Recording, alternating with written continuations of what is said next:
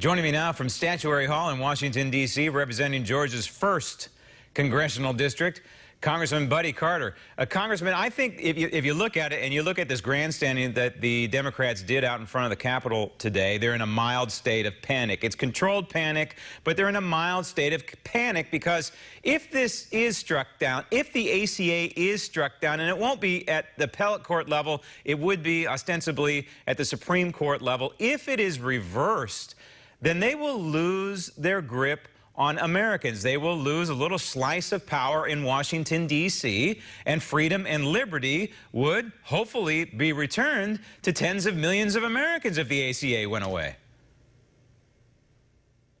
Absolutely. I could not agree with you more, and you are right. This is nothing more than grandstanding. Listen, Obamacare has been a failed experiment, and it needs to go away. My hope is that the appellate court is going to rule in favor of the states, and then the Supreme Court will do the same, so that we can get back to truly a market-based system. Look, Obamacare was nothing more than the government overtaking health care in America. That's it. That's all it was. And we have to have a market-based program in order to decrease costs. That's the only way we're ever going to decrease health care costs, is to have competition within the health care system. You are a licensed and trained pharmacist. I believe you're the only one in the United States Congress, Correct. so you know a little about what's going on here from a medical perspective. But from a political perspective, don't you think it's time that the Republicans come out with one cohesive message, maybe the message that you just articulated, that it's time that we return to a market-based system where Americans have freedom and there is more competition, which will, we know, if we study economics at all, competition will drive down pricing in the end. Well, and when we were in the majority in the House, we did just that. We proposed the American Health Care Act. Unfortunately, we had one senator who did this instead of doing this, and we didn't get it passed. So we didn't get our work done, and you're exactly right. We have a responsibility to American citizens to do just that. I take offense at Speaker Pelosi saying that we're against pre-existing conditions. Nothing could be further from the truth. If you look at the American Health Care Act, if you look at anything that we've proposed, we've always said we wanted to do 3 things. We wanted to make sure that 26-year-olds are able to stay on their parents' insurance. We wanted to make sure that those with pre-existing conditions are covered. And thirdly, we didn't want to pull the rug out from underneath anyone. We wanted to make sure that there was a glide path there so that we could make sure no one went without insurance for any period of time. And by the way, it should be noted, and I've said this on this program multiple times, and hopefully somebody in Washington, D.C. is listening on the Republican side. Maybe they can re-articulate it. And that is, even prior to the ACA, there was always a marketplace for people who have pre-existing conditions. It's not like all of a sudden Obamacare was dropped on the American landscape and suddenly people with pre-existing conditions could get health coverage. They could always get health coverage. They may have to go outside their usual means of protecting themselves with health care insurance. They may, in fact, have to pay a little bit more. But there's always been a marketplace for it. And these are the things that I think they need to be articulated. But we also need to remember what happened in 2010 when the Supreme Court and John Roberts twisted himself into a legal pretzel in saying that the mandate effectively was a tax. And so this is apparently what we're looking at in the end. It'll go to the Supreme Court. I believe it will. And John Roberts will have a chance to do a makeover, if you will. But I'm not holding my breath with that gentleman. Well, and I can understand why. My hope is that he will have seen the light by now and that he will make the right decision. I did not agree with his first decision, but that's over with. That's history. We have to deal with it. Now we have an opportunity to get it right. You know, if I could just interject this real quickly, just to give you an example of how competition works within the system. When I was still a pharmacist, still practicing, we had a national pharmacy chain come out with this idea of giving a month's worth of generic prescriptions for $4. You could get a generic drug for $4 a month's worth. You know, I couldn't even buy those drugs that cheaply. I bowed my back. I said, there's no way I'm going to do that. Well, guess what? A week later, I was doing it. I called my wholesalers up and I said, look, you got to help me here.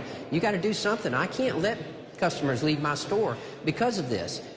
That's the way the free market works. That's the way you drive down cost in health care. There's a free market solution to every problem created by government. Now, I want to go down to the border because you went down to the border recently, a few days ago. There's a report out right now on apprehensions at the border that they've actually dropped, which is a good thing, of course. We want apprehensions to drop, but they dropped by 37,000 in the month of June. But I'm chuckling because it went from 130,000 to about 94,000. The prior month was 130,000, so now we're down to 94,000. We still can't sustain this. This is still over 1 million apprehensions a year, and no country on the planet can absorb that many illegals coming into their country for whatever reason. But you were down there. You saw the detention facilities. What did you see? Well, you know, there's nothing like seeing it firsthand, nothing like seeing it yourself. I was down there about 4 years ago when I was a member of the Homeland Security Committee.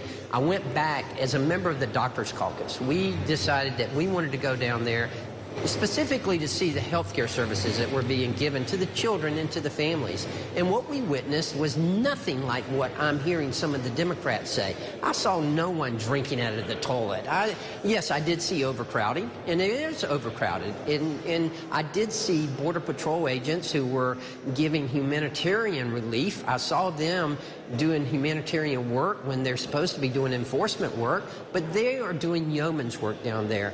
And I will submit to you that the health care being provided to these children, for many of these children, if not the vast majority of them, it's the best health care they've ever had. And for some of these children, it's the only health care they've ever had. And I would add to that, the treatment overall is probably the best they've ever had. The food. You saw them getting fed, I'm sure. You saw them getting diapers if the babies needed diapers. You saw them getting clothing. We're providing counselors to them.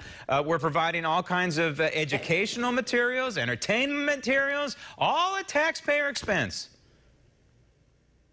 Absolutely. That's what I witnessed, and I saw it with my own eyes. And you know, I don't think it was any different from anybody else who had been there. I don't think that they were just putting on a show for a group of congressmen who were there. Certainly, if what these other Congress people were saying on the other side of the aisle, why wouldn't they have put on a show for them? Yeah. I don't believe that any whatsoever. That you know, this ludicrous talk of concentration camps, of how bad these people were being treated, nothing could be further from the truth. The truth is that the Democrats are not going to do anything to secure our borders because they do not want Donald Trump to be able to deliver on a campaign promise. And I find that to be despicable. It is despicable, and it's disturbing to use that language that some on the Democrat side have used about concentration camps.